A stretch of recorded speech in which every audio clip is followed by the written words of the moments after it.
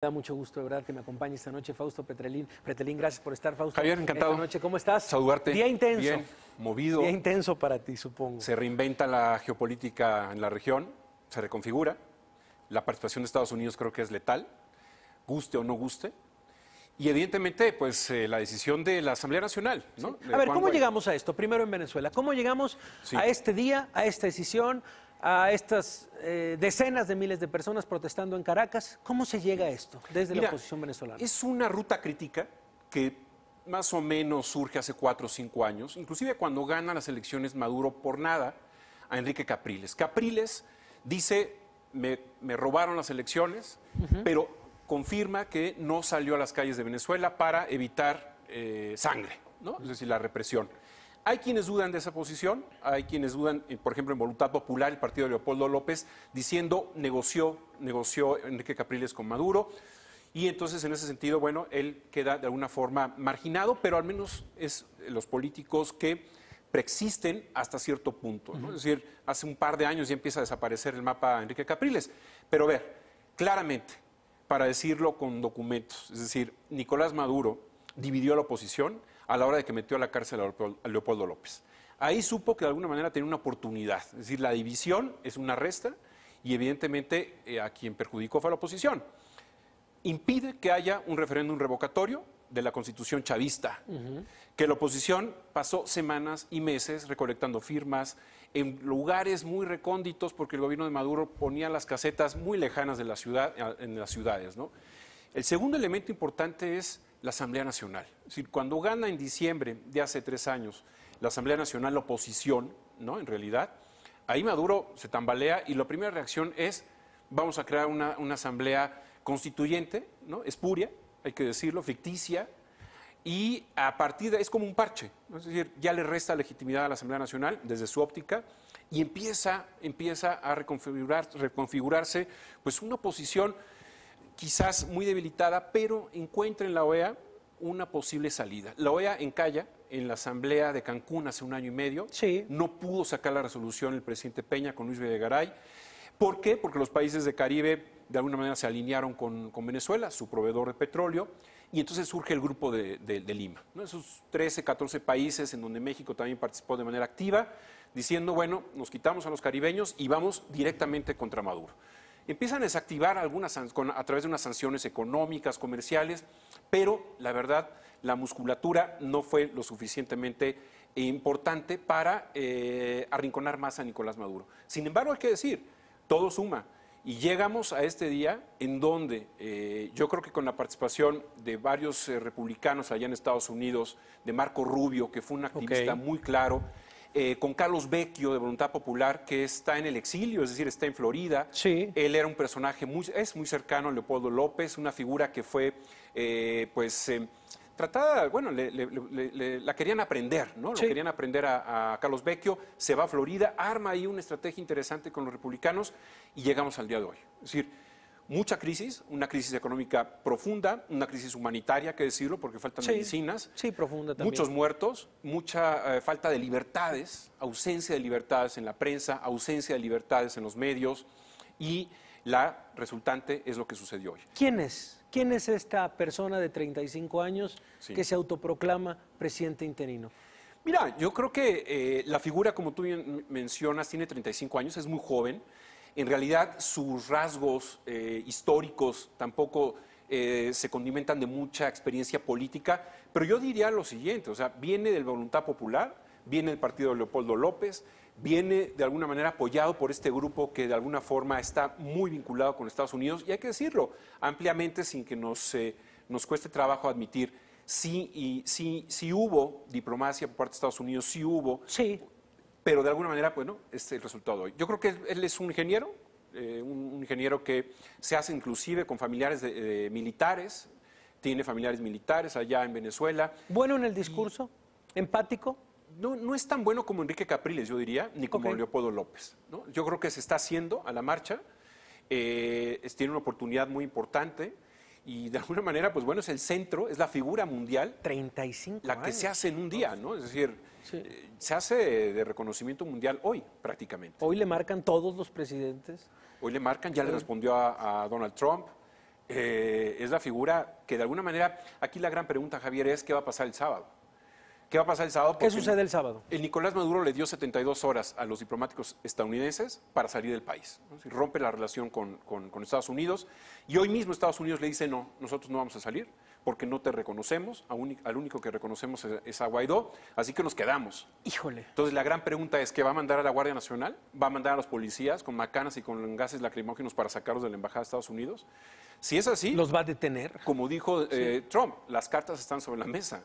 O sea, todas las posibilidades se pueden marcar a partir del próximo sábado, ¿no? Ese es el panorama en Venezuela. La respuesta de México, ¿qué te pareció? Es de un anticuario, yo te diría, una retórica de anticuario. Okay. Es decir, cuando hablan de la libre determinación de los pueblos, qué padre, suena muy bien, pero los venezolanos no pueden ya determinar su ruta democrática a seguir. Habla muy bien de, sí, efectivamente, es la tradición de México, pero cuidado, López Portillo mandó armas y dinero a Nicaragua para ayudar a los sandinistas para derrocar a Somoza. México intervino en la dictadura de España y sacó a su embajador. México intervino en Chile y sacó al embajador. Es decir, ha habido muchas... o sea, sí ha habido situaciones en las cuales México ha reaccionado. Yo creo que México es ambiguo. Lo que respondió hoy Relaciones Exteriores es sumamente ambiguo. ¿Y es cómodo? ¿Es cómodo para quién? ¿Para México?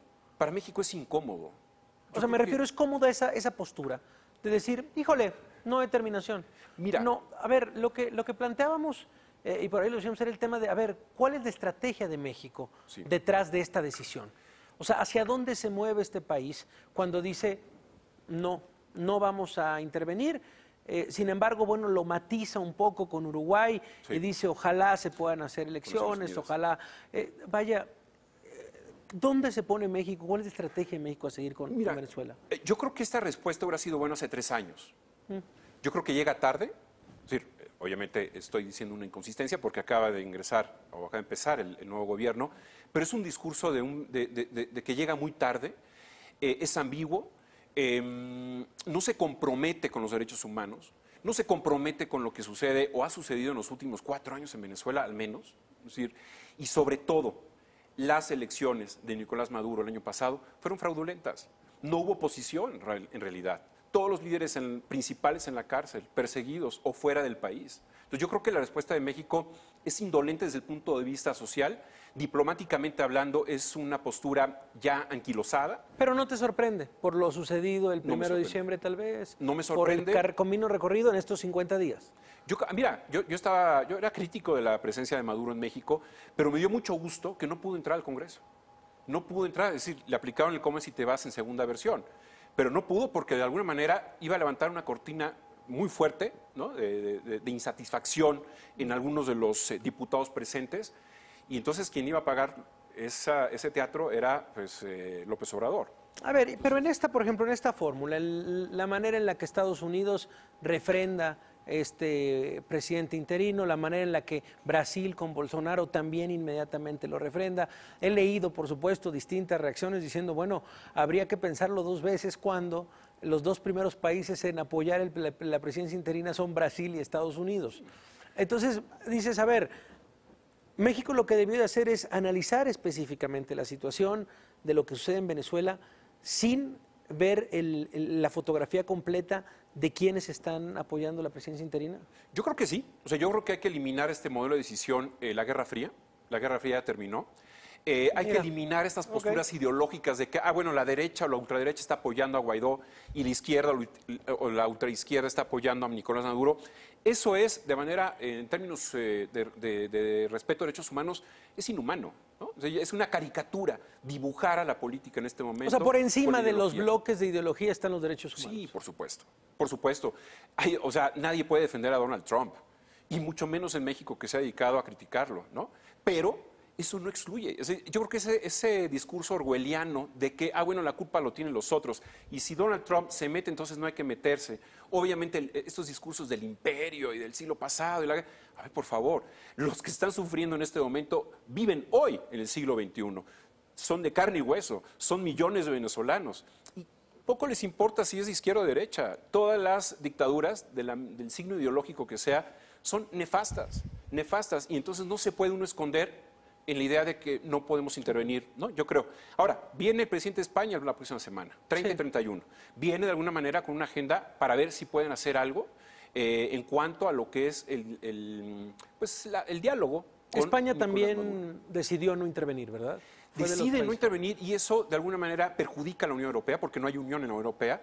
Sí sale con un comunicado hoy la Unión Europea, pero no reconoce a Guaidó. No lo reconoce porque países como ayer al menos Italia, Francia, España, Portugal y Holanda estaban a favor del diálogo. Hoy Francia de alguna manera como que está analizando su postura, quizás mañana la dé, pero yo creo que Pedro Sánchez viene todavía con una idea también un poco anquilosada, de decir, bueno, ¿hay diálogo o no? Recuerda, Javier, a Zapatero. Zapatero se prestó para dialogar con Nicolás Maduro. Sí. La palabra diálogo no la conoce Nicolás Maduro. Yo creo que decir, bueno, hay que defender las leyes, cuando una persona como Nicolás Maduro las ha violado constantemente, no se puede no esconder en eso, ¿no? Qué importante, Fausto Pretelín, contar con tu voz esta noche. Gracias, gracias de verdad por el análisis, Fausto. Encantado, buenas noches. Bueno, esperamos tenerte pronto por acá. Encantado.